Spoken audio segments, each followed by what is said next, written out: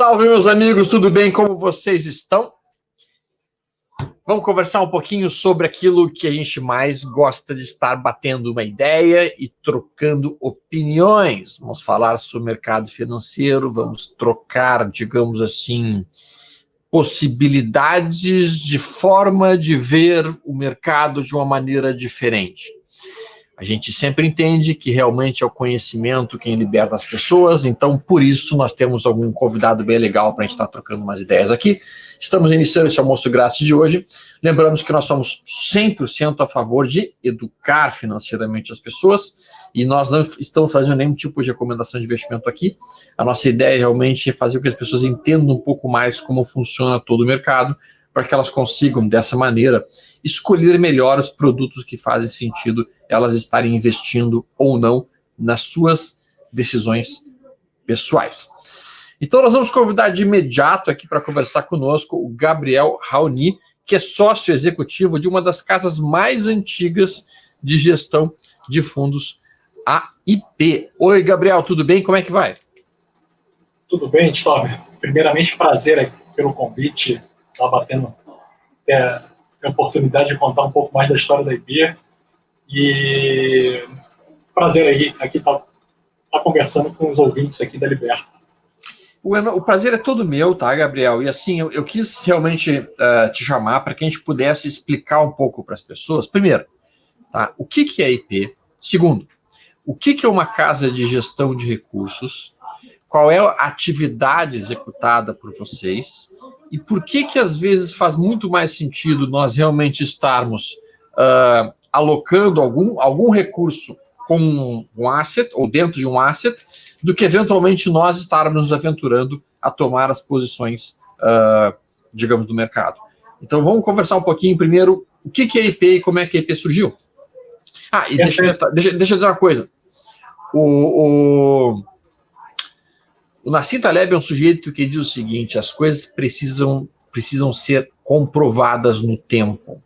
Então, existe uma coisa que realmente funciona como uma prova sólida de algo realmente eficaz, que é aquilo que está há mais tempo e que durou há mais tempo no mercado.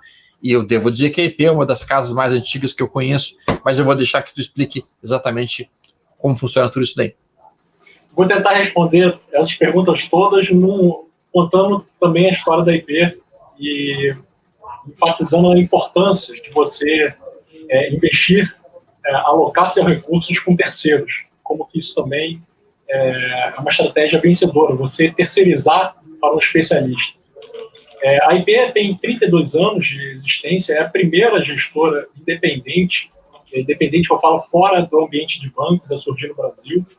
Ela começa em 88, gerando carteiras próprias através de procuração.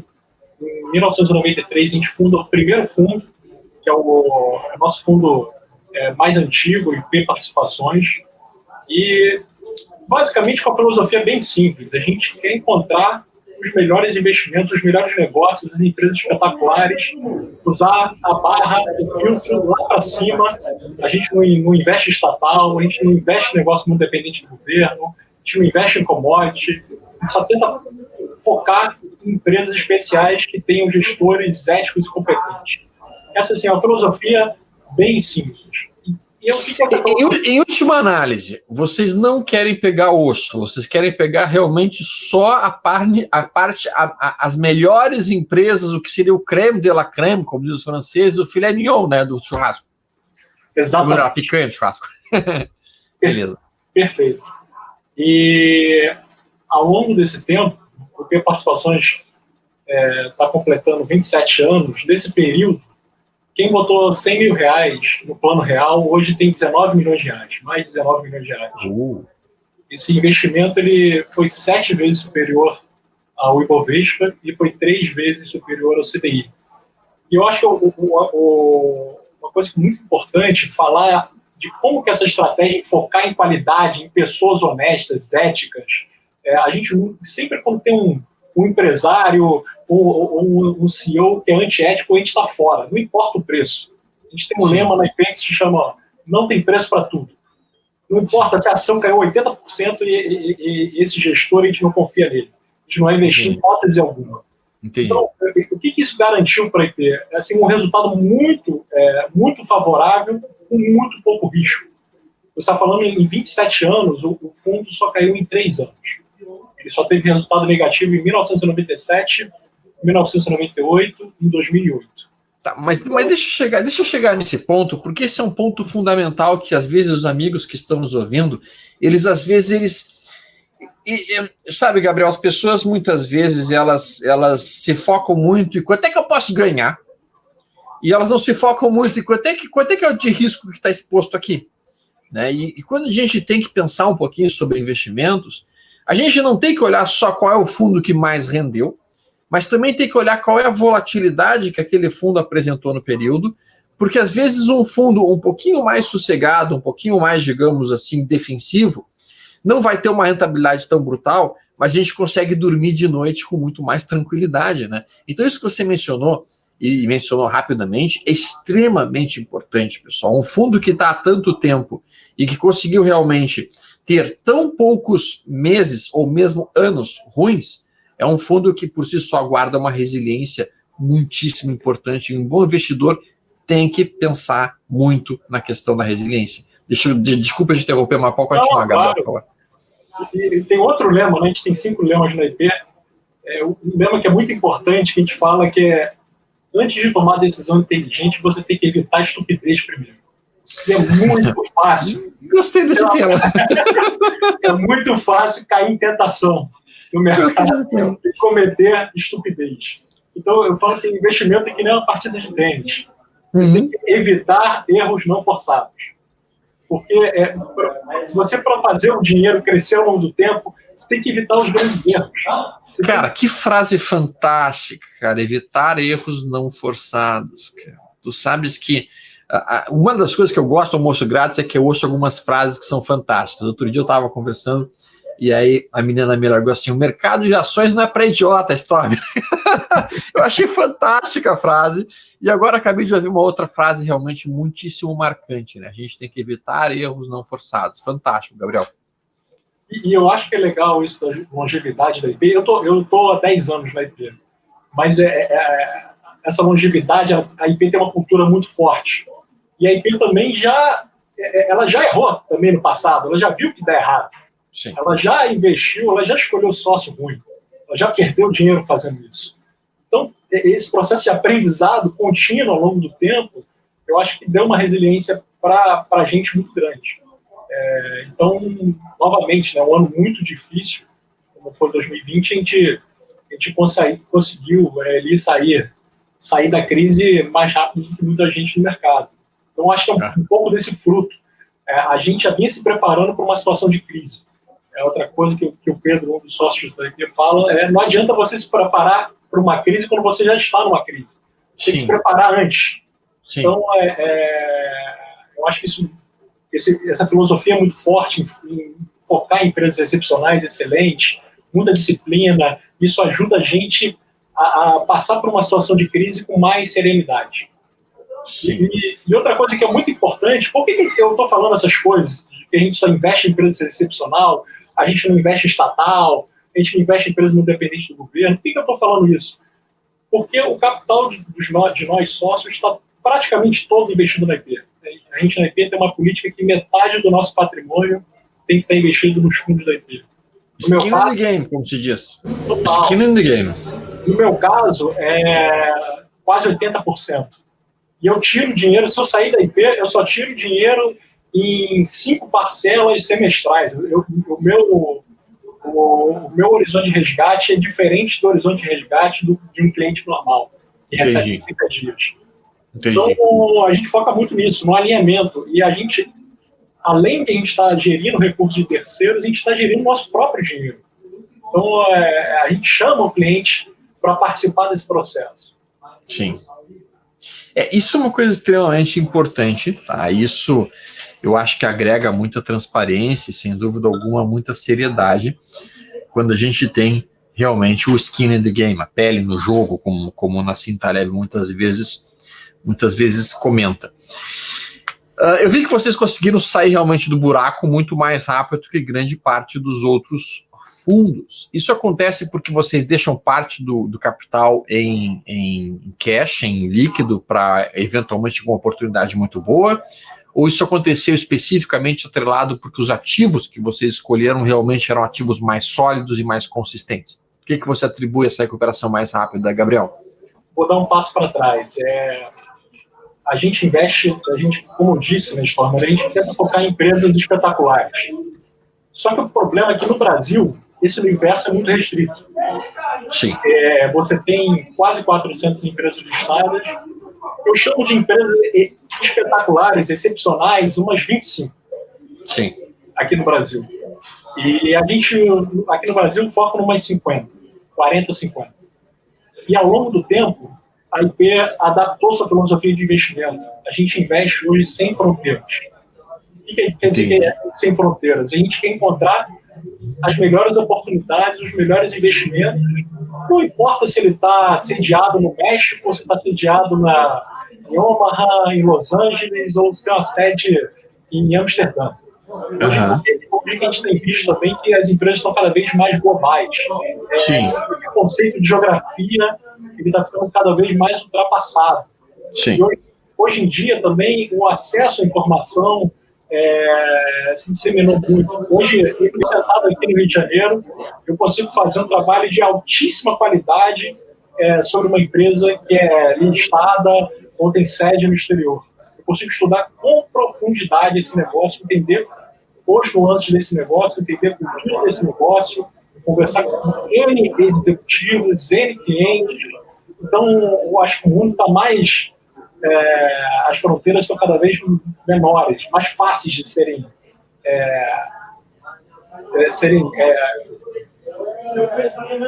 barrar a fronteira, né? Basicamente. Você consegue acessar muito mais fácil outros mercados capitais além do Brasil.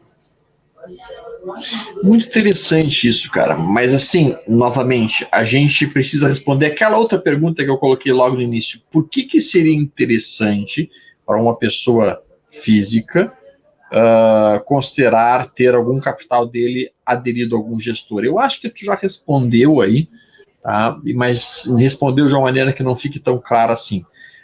O que eu percebo que é muito útil no que vocês fazem e que muitas vezes a pessoa física individualmente não consegue fazer é ter acesso realmente a essas empresas mais globais e ao mesmo tempo ter também a capacidade de analisar, entender e verificar e filtrar quais são essas empresas realmente fantásticas.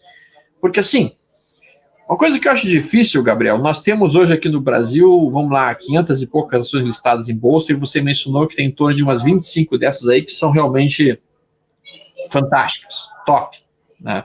Depois até queria perguntar quase que tu acha, mas tudo bem. Mas lá fora a gente tem 20 mil ativos, que eu saiba, no mínimo, né? Se a gente falar de NYSE, se a gente falar de Nasdaq, né? Então lá fazer um rastreio, fazer uma peneiração de quais são os papéis bons é muito mais complicado, né? Como é que vocês fazem isso? Poderia dar uma ideia para a gente? Perfeito. A gente começou a investir no exterior em 2001. E a gente começou como um capital próprio, até como uma forma de fazer um P&D, uma espécie de treinamento para você entender algumas tendências que estão acontecendo lá fora e que podem acontecer aqui no Brasil para determinados setores. Então, foi um trabalho muito mais focado para benchmark. E em 2012, os fundos locais, o IP Participações, o IP Value Hedge, que é um fundo de ações mais com apetite a risco menor, esses fundos começaram a investir localmente, eles começaram a investir no exterior. Isso também com a mudança que teve na legislação para BDR. Os dois fundos mudaram o seu sufixo para BDR nível 1. Hoje o nome do fundo chama IP Participações, BDR nível 1, e o outro IP Value Hedge, BDR nível 1. E lá fora, a gente não quer abraçar o mundo. A gente conhece umas 100 empresas no máximo. E a gente tenta se especializar em alguns setores. Mas o que eu acho que a riqueza do mercado americano, do mercado europeu, é a profundidade de setores. Você consegue, né? Aqui no Brasil, você tem uma escassez setorial muito grande.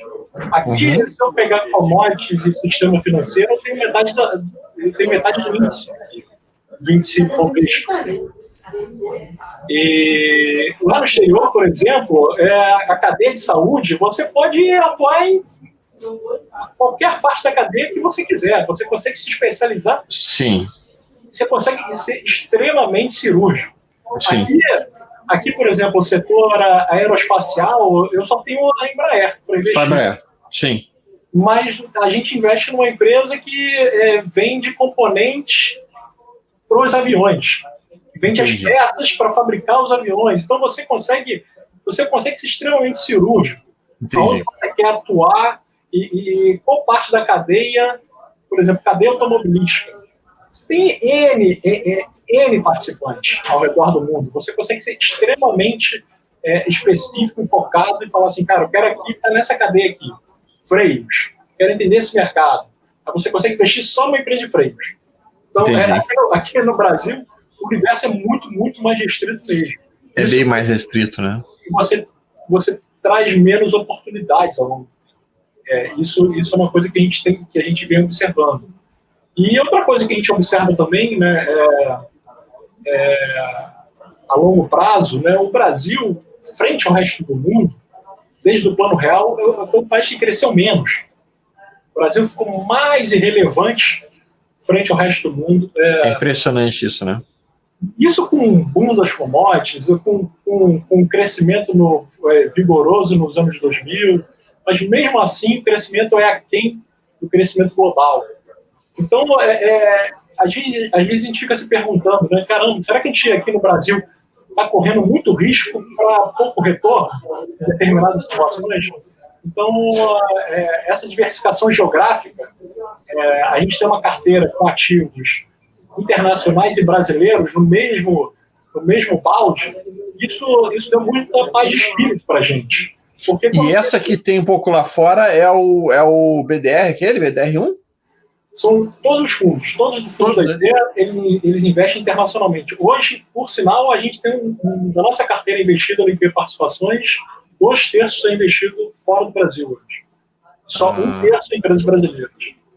E por que dá essa paz de espírito? O Brasil, né, nos últimos 7, 8 anos, ele teve vários eventos de grande estresse. Ele teve o Joesley Day, ele teve a greve de caminhoneiros, ele teve as eleições ali, Bolsonaro contra Haddad.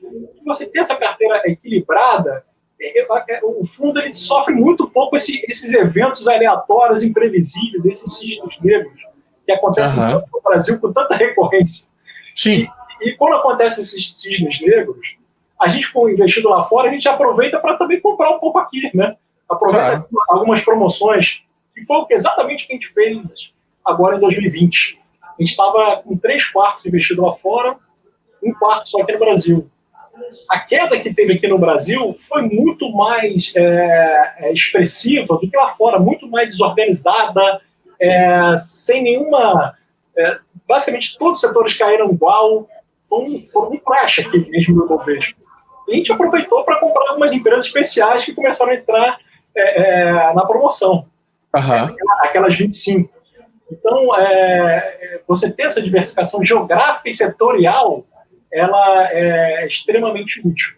A única coisa que eu queria frisar é que esses dois fundos, IP Participações e IP Value Hedge, eles têm o objetivo de gerar retornos em reais. Então, a gente faz o hedge cambial desses investimentos que a gente faz lá fora. A gente tem um veículo que chama IP Atlas, que o objetivo dele é só investir em empresas listadas fora do Brasil. Aí não. Aí o objetivo dele é gerar retornos em dólares e você ganhar do benchmark, que é o MSCI Global. Você gerar alfa sobre esse benchmark. Perfeito, entendi. Cara, muitíssimo interessante isso, porque na verdade isso abre um leque de investimentos para as pessoas que estão interessadas muito grande, sem dúvida alguma, e aí automaticamente as pessoas podem olhar com bastante atenção e verificar se faz parte da ideia de investimento dela realmente alocar algo que esteja atrelado à economia, mais economia mundial do que economia brasileira de fato. Tem muitas pessoas às vezes que entendem que a economia brasileira vai ficar patinando por muito mais tempo e que possa ser interessante, de fato, ter uma participação no crescimento mais pujante que está sendo observado no mercado lá fora. Vocês têm alguma coisa na China, de ações na China, de empresas da China, ou concentram mais Estados Unidos e outros países ocidentais, Gabriel? Hoje a gente concentra basicamente Estados Unidos e Europa. Tá. E as empresas americanas, elas são verdadeiras empresas globais hoje em dia. Sim, sem dúvida. Na China, a gente ainda não ultrapassou a barreira de conhecimento em relação à governança corporativa dessas empresas. Isso é um aprendizado, porque essas empresas são extremamente ligadas ao governo. Assim, as empresas de tecnologia lá, por exemplo, tem que ter gente... Dá um receio, né? Tem que ter gente do Partido Comunista lá dentro. Vou dar um exemplo aqui.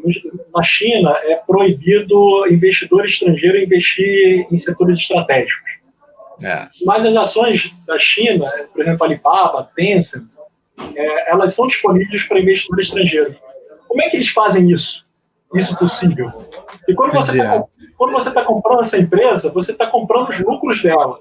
Mas toda a propriedade intelectual, todo o secret sauce da empresa está em outra casca.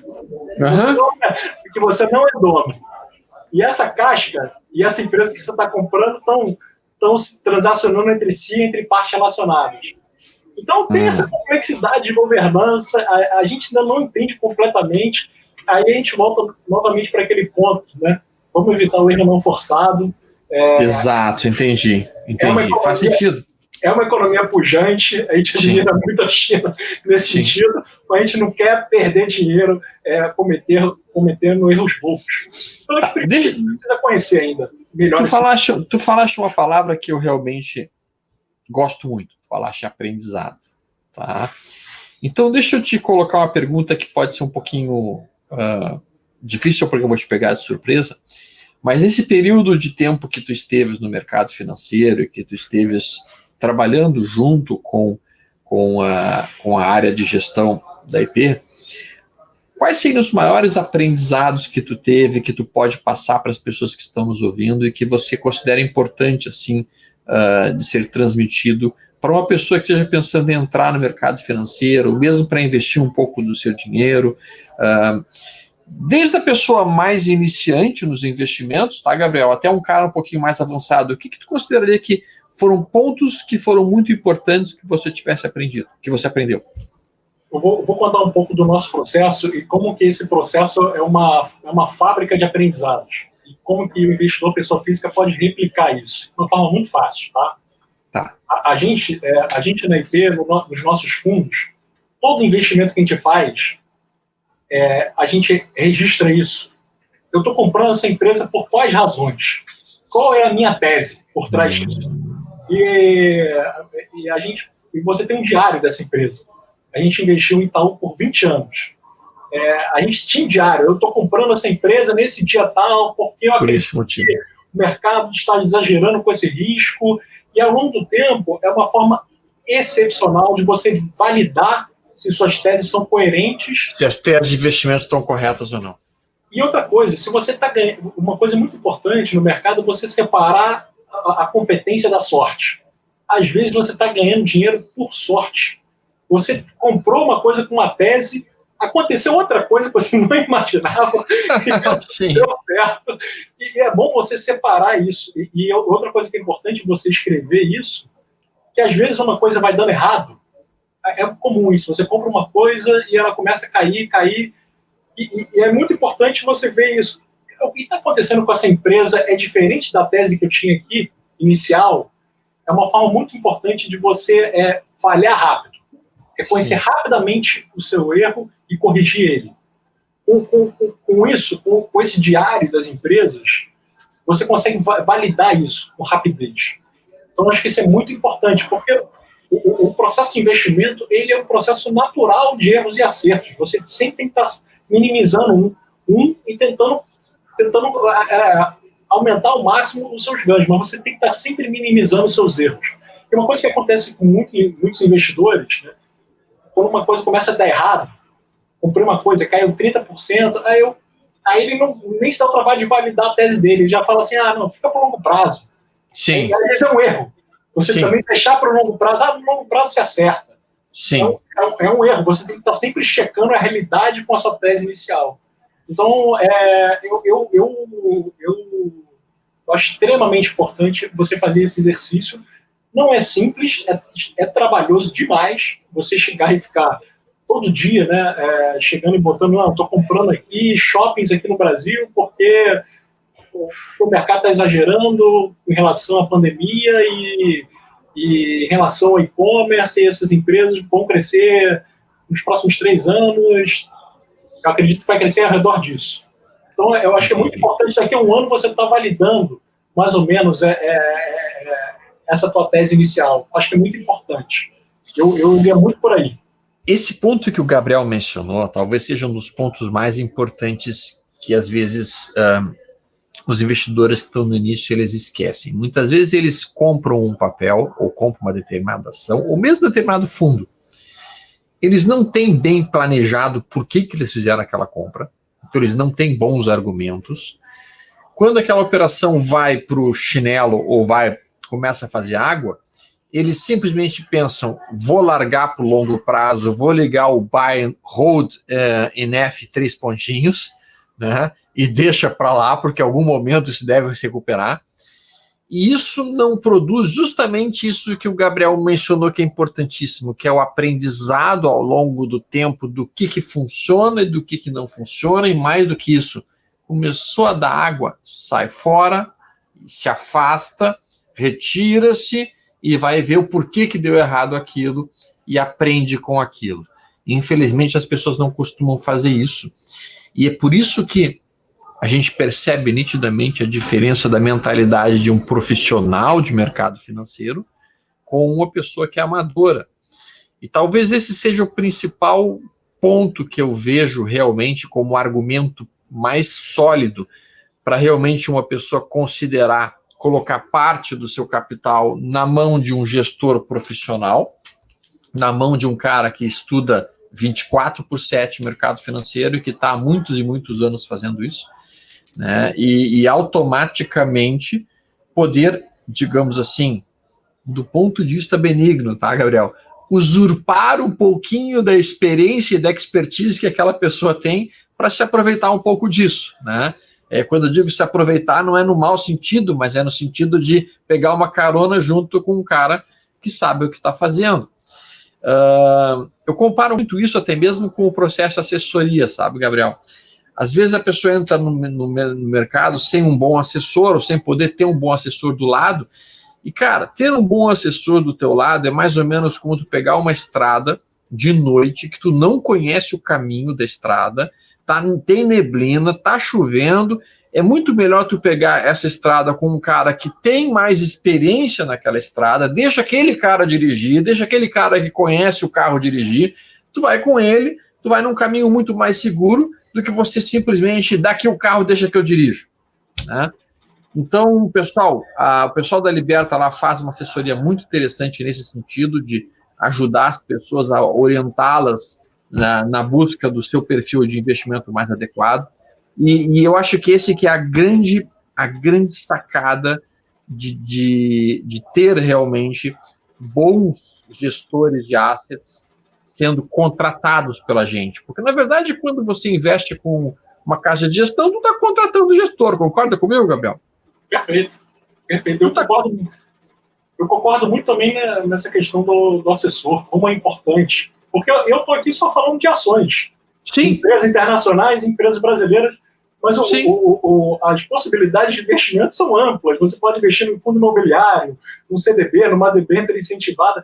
É muito difícil o investidor convencional ter essa expertise em todas as áreas. Então, o assessor orienta muito nesse sentido. Porque, na verdade, se o cara se focar 24/7 para estudar todas essas áreas, tudo bem, ele pode começar a buscar realmente o conhecimento necessário para ir bem em todas elas. Mas o fato é que daí isso impede a pessoa de executar a sua profissão, impede a pessoa de ser médico, de, por exemplo, ser dentista, ser advogado, ser engenheiro. Então o cara não vai ter tempo para estudar tudo isso. E é justamente nessa situação que entra a ideia de, cara, deixa eu utilizar aqui um bom gestor aqui para me dizer assim, Deixa que ele escolhe quais são as ações boas, deixa que ele escolhe quais empresas, qual é o momento de comprar, qual é o momento de sair.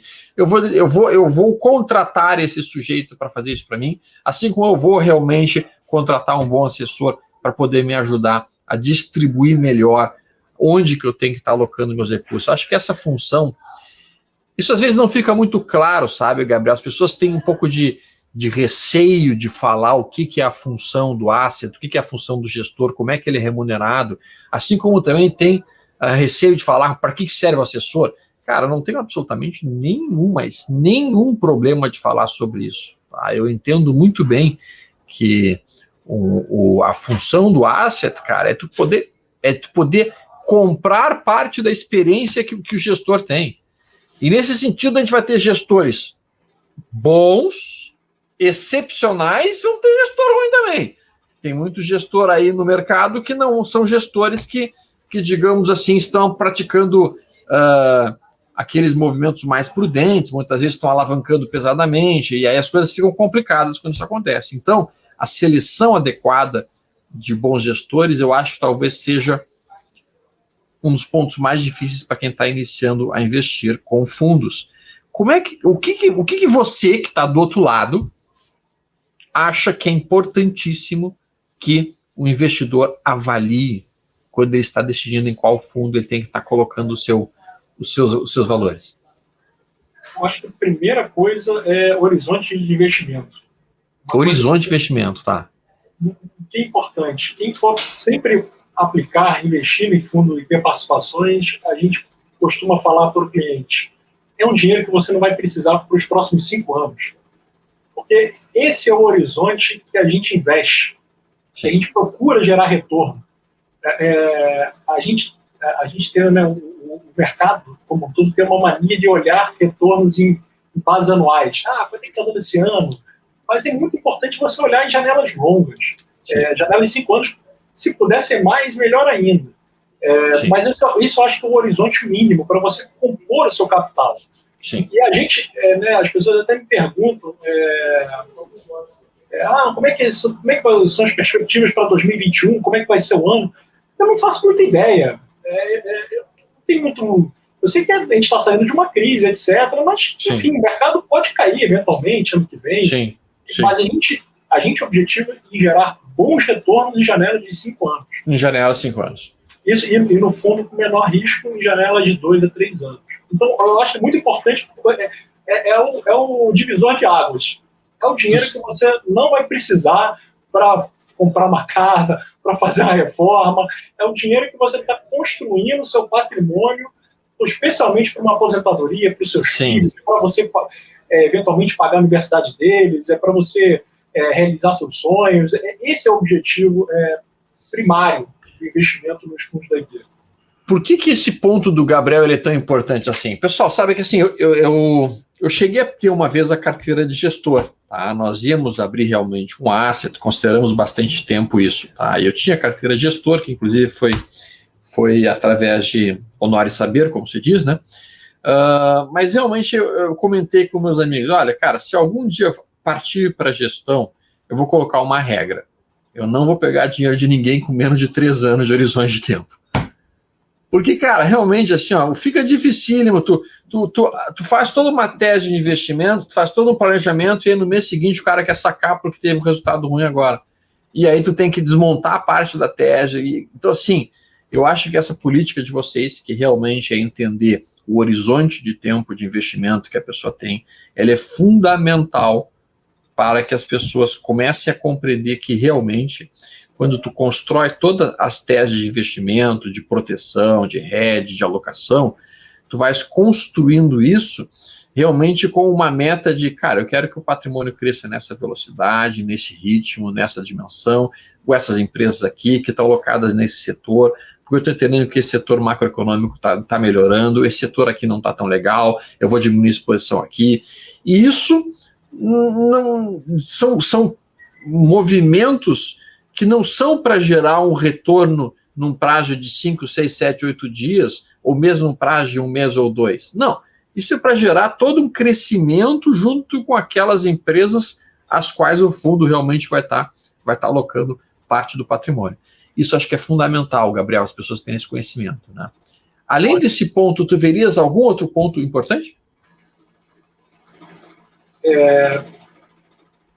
Eu acho que é muito importante, né, as pessoas que queiram investir com a gente também conheçam mais do nosso trabalho.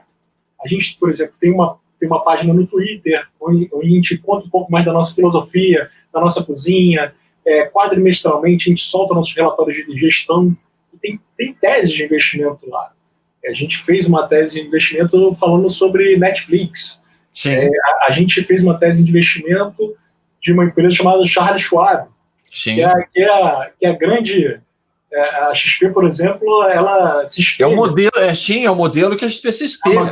É uma grande fonte de inspiração para o benchmark praticamente da XP, é a Charles Schwab, sim. A gente investe hoje nas duas, né? Na XP e na Schwab. Então, eu acho que é uma forma muito boa, né? Não é só botar o dinheiro lá, botar o dinheiro com a gente, e eu acho que é legal essa troca entre cliente e a equipe de investimentos. Se você conhecer o nosso trabalho, tiver uma dúvida, a gente sempre tem um prazer enorme de estar respondendo essas dúvidas. Isso que eu ia te perguntar, Gabriel. Porque eu parto do pressuposto, para mim, tá? Uma das frases que a gente tem aqui na empresa é a seguinte, tá? O que está combinado não é caro, e o cliente informado, ele sabe das coisas, e ele toma a decisão, e no momento que ele toma a decisão, ele assume aquilo, né, para si. Mas por isso que a gente gosta tanto de transferir conhecimento para os clientes. Então eu queria te perguntar justamente isso.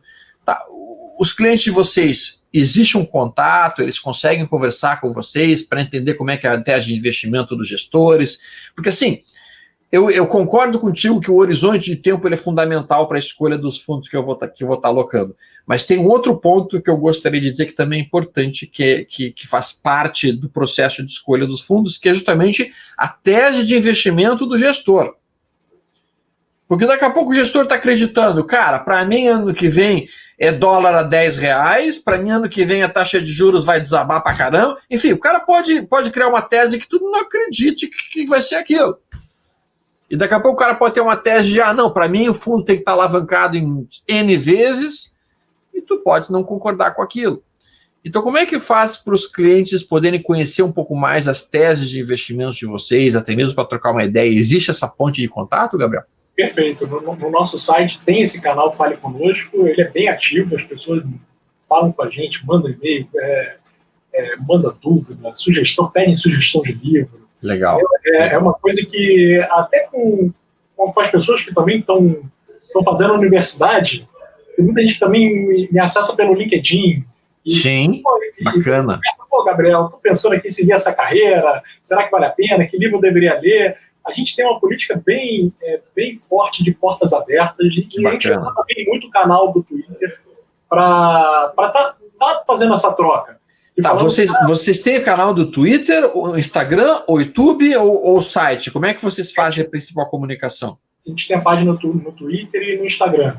Tá. Hoje o conteúdo das duas são idênticos. Tá. Eu vou pedir o pessoal da produção ali pro Gabriel Torres e pro Jonas, se possível depois, colocarem no link da descrição do YouTube, então, a página de acesso de vocês para que as pessoas possam depois procurar encontrar vocês no Instagram, tá? Legal. E é uma forma até da gente gerar conteúdo. Sim. Quando tem uma matéria muito interessante que a gente leu e a gente quer compartilhar, a gente bota lá, faz um resuminho. A gente também acaba gerando muito conteúdo e muita filosofia de investimento. Sim. Eu acho que, como você disse, né, quanto mais o cliente entender o gestor, a estratégia, porque isso é uma coisa que também acontece no nosso trabalho. A gente sempre passa por um momento de adversidade também. Sempre vai ter um momento que você tem que... Né, a coisa está andando contra você, mas, caramba, não invalidou sua tese, o negócio é um problema momentâneo e isso vai se recuperar. Vou te dar um exemplo. A gente começou a investir em Netflix há um ano, mais ou menos, um ano e meio. E ano passado as ações da empresa caíram que nem jaca. Caíram muito, né? caíram muito porque estava todo mundo muito preocupado com o Disney Plus. Que o Disney Plus estava vindo nos Estados Unidos, estava vindo o Apple TV Plus. A gente até fazia apresentações para os nossos clientes, o pessoal falava, caramba, por que vocês estão investindo nisso? Está vendo a competição? E a gente falava, cara, você tem que separar o joio do trigo.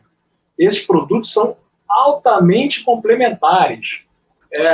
A Netflix já virou uma plataforma de produção de conteúdo globalizada, com conteúdo espalhado pelo mundo inteiro. Você consegue hoje assistir uma série alemã, quiser assistir uma série dinamarquesa, você vai assistir, uma série israelense, você vai assistir. É um negócio, um bicho completamente diferente do Disney Plus. Isso não vai gerar esse problema, e para a gente é uma oportunidade. Sim. Então, você tem que, no mercado, você tem que ter um pouco de sangue frio, de remar contra a maré e acreditar na tese que você tinha inicialmente. Né? Isso é uma coisa que eu brinco muito do mercado. Você tem que ter humildade intelectual, mas você tem que ter confiança no teu taco. Né? Isso. Mas a confiança não pode gerar arrogância. Você tem que estar sempre equilibrando. É um equilíbrio tênue, né? Exatamente. É um então, equilíbrio tênue. A gente estava muito confiante no nosso taco nesse momento. Mas para a rentabilidade no fundo naquele período foi um momento mais difícil. Sim. Então, quando o cliente entende, quando ele está visualizando lá as páginas do Twitter, está lendo os nossos relatórios, ele compreende mais a nossa estratégia ao longo do tempo. Cara, eu vou dizer o seguinte, tá? E aí eu vou te dar uma sugestão, tá? O que acaba acontecendo, tá? A gente tem visto realmente muitos influenciadores digitais, tá? E realmente eles têm conseguido muitas vezes divulgar suas ideias e às vezes ideias que nem são ideias tão sensatas assim, mas eles conseguem capturar através de às vezes um marketing mais ousado a divulgação das suas ideias, tá? Seria legal se você tivesse um canal do YouTube, viu, cara? Na boa, você tinha que pensar uma coisa num canal do YouTube aí para poder compartilhar ideias por ali. Eu seria um que seguiria sem dúvida alguma. Tá? Com certeza, é uma coisa que a gente já está pensando aqui para 2021, já está no planejamento. Olha só, tem uma pergunta ali que eu acho que vai ser interessante, porque o pessoal vai fazer sem dúvida alguma. Você mencionou nas 25 empresas que vocês dizem que seriam empresas interessantes aqui no Brasil. Tu poderia abrir um pouquinho a lista? Isso não é recomendação, tá? A gente não estava nenhuma recomendação, mas apenas para as pessoas terem alguma ideia, assim. Né? Eu vou dar um exemplo. Localiza. Localiza é uma empresa que ela é referência, não é referência no Brasil, é uma referência global. Sim. As locadoras mundo afora, elas olham para a Localiza para se espelharem. Para se espelharem, sim. Essa é a empresa com as melhores práticas. Então, a gente está falando de uma empresa world class, nível global. O mesmo vale para Lojas Renner. Lojas Renner é um espetáculo, cara. Meu Deus do céu. A gente, é engraçado, porque a Renner sempre, nas apresentações internas delas, ela sempre se comparou com as internacionais, com a Zara, com a Inditex. E ela, ao longo do tempo, ela foi fechando o gap. De repente passou batido. Passou batido. Hoje é mais eficiente, mais lucrativo, um negócio mais lucrativo do que a própria Inditex. Então, é uma companhia que a gente admira bastante. Obviamente, a gente está contando aqui histórias sobre empresas, mas é muito importante ver a questão do preço. Sim. O preço tem que ser compreensível. Não adianta chegar assim, vou comprar aqui... A qualquer momento. Sim. Por exemplo, uma empresa que é espetacular, global, referência mundial, VEG. Hoje tá. Mas tem que entender o preço. Hoje vale 150 bilhões, lucro ao redor de 2. Esse preço é compreensível, com as perspectivas de crescimento. Eu acho que esse trabalho é muito importante. Sim. Muito importante. Sim. Com esse valor de mercado, qual é o retorno esperado que eu posso alcançar se a empresa continuar crescendo 10, 15, 20% ao ano? Então, acho que é muito importante. Qualidade por qualidade não vai resolver todos os problemas. É muito importante que a equação preço esteja sempre como um equilíbrio aí. Isso é uma pergunta que eu ia te fazer. Vocês fazem, então, algum tipo de market timing ou não? Porque, na verdade, quando se fala de gestão, né, as pessoas muitas vezes vão, digamos assim, alocando nos diferentes ativos E existe um outro tipo que seria a alocação tática, né? Que seria o momento mais apropriado de tomar a posição. Vocês fazem esse tipo de market timing ou não? Eu não diria market timing. Tá. Vou dar um exemplo de acontecer esse ano, a Apivida. É uma empresa que a gente considera muito, muito especial e gera muito valor para a cadeia. O Brasil tem um problema muito grande, os planos de saúde estão cada vez mais caros, cada vez mais não cabem no bolso do cliente. Todos os planos de saúde, a maioria deles não vende plano individual. A Apivida chegou para resolver vários desses problemas. E ele é uma grande consolidadora desse mercado. Sim. Só que nessa crise atual, ela deu muita oportunidade. Estava muita gente preocupada com o Covid, que isso geraria mais custo, e as ações caíram vertiginosamente. A gente aproveitou para comprar uma posição, não foi uma posição grande, foi uma posição pequena, e a posição subiu rapidamente. E ela subiu.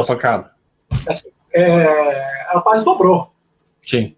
E para a gente, cara, nos preços atuais, Storm, o retorno potencial não está tão atraente assim. Uma empresa que vale mais de 50 bilhões, vale 55 bilhões, lucra 1.600. Você vê assim, caramba, as pessoas pagam muito, muito na frente pelo crescimento futuro dessa empresa. Então, a gente usa muito a virtude da paciência. Tá. Espera. As empresas, as histórias não são lineares. Tá. Vão ter desapontamentos. A empresa vai passar por um momento de maior dificuldade. Ela vai renascer, ela vai ganhar market share, ela vai tirar uma limonada dessa crise. Então, eu acho que é muito importante exercer essa filosofia da paciência, esperar momentos melhores para você investir nas empresas que você admira muito. Então, fantástico. Cara, eu acho que esse aprendizado é um aprendizado muito importante para as pessoas que estão nos ouvindo em casa. Tá? Ou seja, primeiro é o seguinte, não é porque a empresa é boa que tu pode te atirar a qualquer momento. Segundo, primeiro, não se atirar a qualquer momento. Mesmo que a empresa seja muito boa. Esperar o melhor momento nas empresas muito boas acaba realmente valendo muitíssimo a pena. Tá? E assim, quem tem mais experiência no mercado, como o Gabriel, como gestores, eles sabem disso e eles esperam realmente o melhor, uma relação de lucro por ação, uma relação de quanto é que a empresa vai estar te entregando nos próximos trimestres ou semestres em relação ao preço que você está pagando por aquilo, que seja atraente. Então, realmente, eu acho que faz muito sentido isso que foi colocado. Gabriel, eu queria deixar contigo os minutos finais da nossa conversa para que tu possas deixar uma mensagem para todo mundo que está nos ouvindo neste dia de hoje, por favor. Perfeito, Stormer. A mensagem que eu ia passar é muito voltada para o horizonte de investimento. E a gente passou por um momento muito difícil em 2020, o mercado, mas o mercado já passou por situações piores. Tiveram situações mais difíceis, que a gente basicamente observou foi um flash crash. Sim. Os governos de todo mundo atuaram agressivamente para contornar o problema. Isso ajudou bastante. As ações se recuperaram muito rápido. Mas vão ter situações, como aconteceu, por exemplo, em 2012 a 2016, que você está ali 4 anos, a Bolsa aqui, num momento extremamente difícil. E foi ali um choque de realidade de que o Brasil estava entrando em maus lençóis e o Brasil teve ali duas quedas de PIB ali bem fortes. Sim. Então, ali é um mercado, é um bear market que assusta mais. Sim. O investidor, quando fica 4 anos ali tomando na cabeça, acho que tem que ter essa paciência, esse horizonte de você falar assim, caramba, esse momento aqui que está acontecendo em 2012, 13, 14, isso para mim é uma oportunidade de eu estar aportando mais.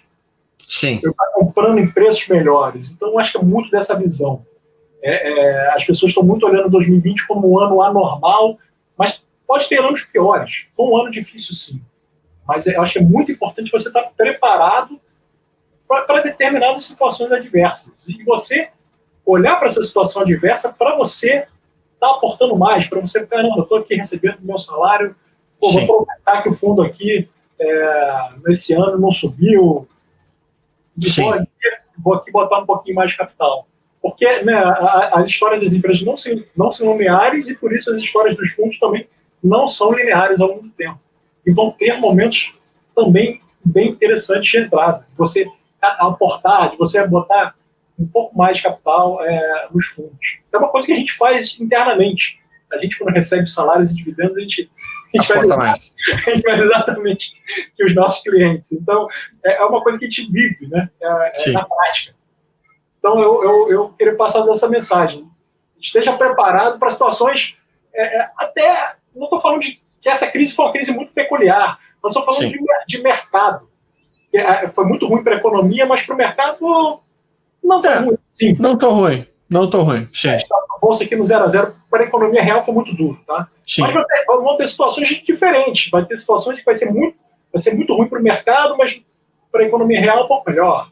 Sim. Então, você aproveita essa situação como empresário na economia real, aproveita para aportar um pouco mais nos fundos, no mercado, aproveita esse momento de dificuldade para crescer, para comprar cotas no fundo. Acho que é uma oportunidade boa. Gente, assim, essas palavras finais aí do Gabriel, elas resumem muitas coisas importantes e que a gente tem que sublinhar, digamos assim. Primeiro, eu sempre digo que de tempos em tempos o mercado vai cair 60% em relação ao seu último topo. Isso é um fato. Aconteceu na pandemia, aconteceu em 2008, aconteceu lá em 2000, aconteceu em 98. Isso acontece de tempos em tempos. O mercado dá uma despencada violenta, 60% em relação ao último topo, e geralmente isso é uma oportunidade de ganhar muito dinheiro, de fazer muito dinheiro. Tá? É o momento, então, de estar entrando no mercado e não se apavorando com o mercado. Mas para isso precisa de serenidade, precisa de maturidade, precisa até mesmo de planejamento para realmente poder identificar essas oportunidades que vão surgir de tempos em tempos. O outro conceito que ele colocou fundamental é, ir aportando todos os meses um pouquinho, guardando dinheiro, economizando, criando uma reserva de valor ao longo do tempo. Essa é uma das maiores sacadas que vocês podem ter na vida para realmente conseguir ter uma saúde financeira boa para a família de vocês. Não adianta tu fazer um único movimento espasmódico de enfiar um dinheiro lá num determinado mês e depois nunca mais olhar aquilo. Isso já é melhor do que nada, mas depois nunca mais olhar aquilo. É muito mais interessante, muito mais até mesmo proveitoso para vocês adquirirem o hábito de todos os meses separarem um pouquinho do que vocês ganharam para depois estar investindo ali, colocando aquilo ali, do que vocês fazerem algo esporádico e depois nunca mais voltarem a visitar essa ideia. Tem uma frase que a gente fala, Storm, dinheiro é que nem oxigênio. Quando você tem, você nem nota. Mas quando o oxigênio acaba, é a coisa que mais você precisa. Então, naquele momento de março e abril, quem tinha oxigênio estava numa situação muito favorável. É verdade. Então, aquela frase que eu passei anteriormente, vai se preparando também para a próxima crise, que ela vai vir. É inevitável. Então, cria essa reserva, vai aportando ao longo do tempo e esteja com o oxigênio também bem preparado, que quando o negócio aculejar, você aproveita para aportar mais. Eu acho que é uma visão muito vencedora ao longo do tempo. Gabriel, eu quero te agradecer muitíssimo pelo teu tempo aqui, por ter passado conosco essa 1 hora e poder ter transmitido parte da tua experiência. A gente sabe que a experiência é uma das coisas menos transmissíveis que existe na face da Terra. Infelizmente, a gente às vezes tem vontade de transferir, a gente não consegue, mas eu acho que tu conseguiu passar para o pessoal que está nos ouvindo uma boa vivência e boas práticas que podem ajudar muito a saúde financeira de todos. Quero te agradecer imensamente, te desejar um Feliz Natal, uma boa entrada de ano, tudo de bom para vocês aí da IP, tá? Obrigado, Storm. E quando esse furacão da pandemia passar, quando estiver aí no Sul, também você estiver aqui no Rio, dá um alô. Tranquilamente. Estamos aqui em Porto Alegre, vem comer um churrasco aí conosco, vai ser um enorme prazer te receber. Com certeza, vai ser um prazer também. Bom, e o negócio é o seguinte, pessoal, tem um link aqui na descrição que vocês podem imediatamente clicar ali, e daí vocês podem, se vocês tiverem interesse em aprender um pouco mais e conversar um pouco mais com um dos nossos assessores, imediatamente ali vai ter um assessor da Liberta que possa trocar uma ideia sobre investimentos com vocês e que possa esclarecer dúvidas que vocês tenham sobre como escolher fundos, essas coisas todas. Bem legal, o link está ali logo abaixo.